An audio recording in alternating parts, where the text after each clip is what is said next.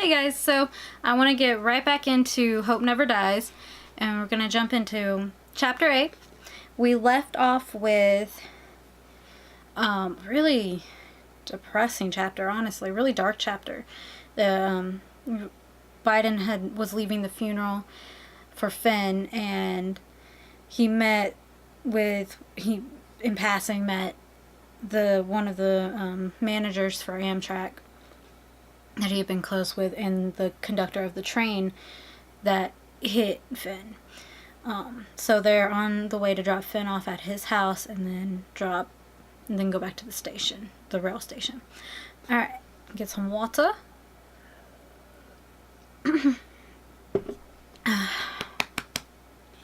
Okay. Chapter 8. After we dropped off Alvin, Grant pulled over the side of the road a mile or so from Wilmington Station and killed the engine. We were in the heart of a long abandoned industrial district, parked in the shadow of the interstate running overhead. The area was so forgotten. It didn't even have a nickname. Sorry, I'm losing my voice. Razor wire lined the tops of fences protecting the warehouses and parking lots, though there were holes in the chain-link fence everywhere I looked. Empty eyes watched us through broken windows. Come nightfall, the squatters would come out of hiding, dealing on the street corners and servicing johns in the alleys. Prostitution. Grant didn't say a word. He didn't have to. I knew why we'd stopped. Behind the abandoned peanut butter factory with the busted-out windows was the site of the accident. Finn had taken his final breath just 100 yards away from where we were sitting. I stepped out of the van, but Grant didn't budge. "You're not coming?" he said. He shook his head. "I'll wait here, if you don't mind. There's a cross and a bunch of flowers marking the spot, unless someone's taking them." "Why would someone steal a cross?" Grant shrugged. "Why does anyone steal anything?" I don't think he'd been planning on driving to the scene of the crime, but maybe he was tired of me pestering him with questions. I had a voice a second ago, and now it's just gone.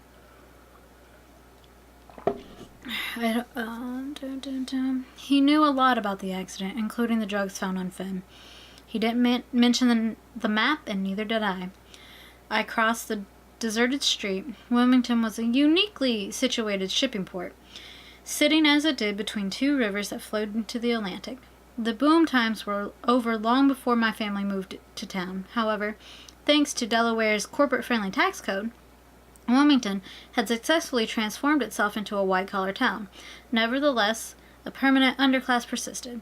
The poor lived in slums on the other side of the interstate. The poorest of the poor lived right here, underneath the interstate.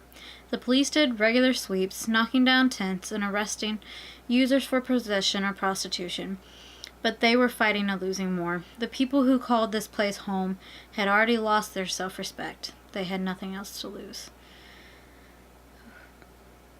I didn't think this book would get this serious. I mean, I kind of suspected it, but it just seems so silly at the beginning. And I mean silly in a good way, like a fun, jolly way.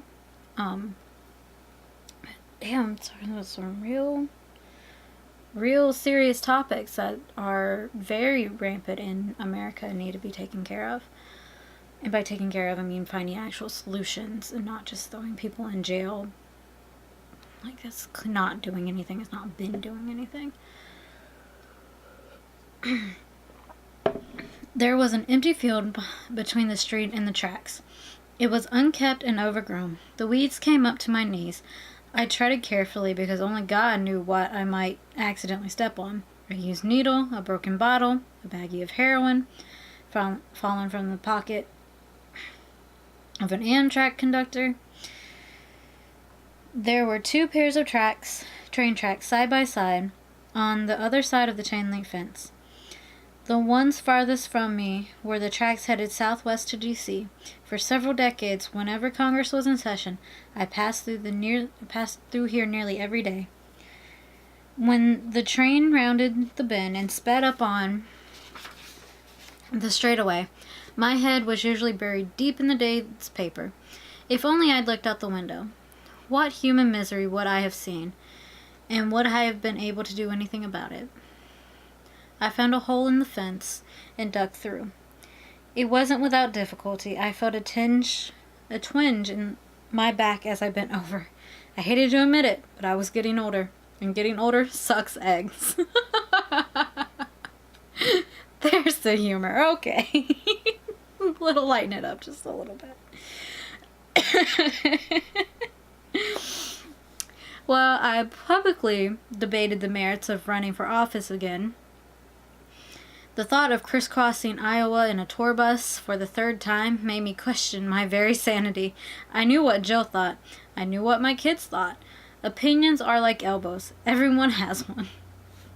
Well, not everyone, but okay. Most have more than one. Could I do it again, though? And could I do it without Barack by my side? Imagine what he'd say if he saw you here now, an old man with nothing better to do on a Friday afternoon than creep around some post-industrial wasteland.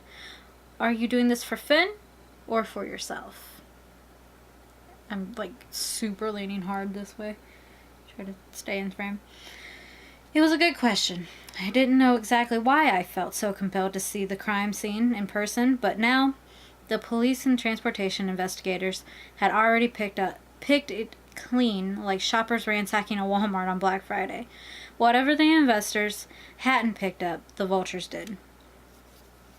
The only thing marking the spot was a crudely erected wooden cross jutting out of the rocks a couple paces from the tracks. The flowers Grant had mentioned were missing. The cross looked lonely, like a bare tree in the middle of a field in the dead of winter. There wasn't any yellow tape to preserve the scene of the accident, no chalk outline to mark the location of the body. Of course, they recovered the body from many different locations. Grim, but true.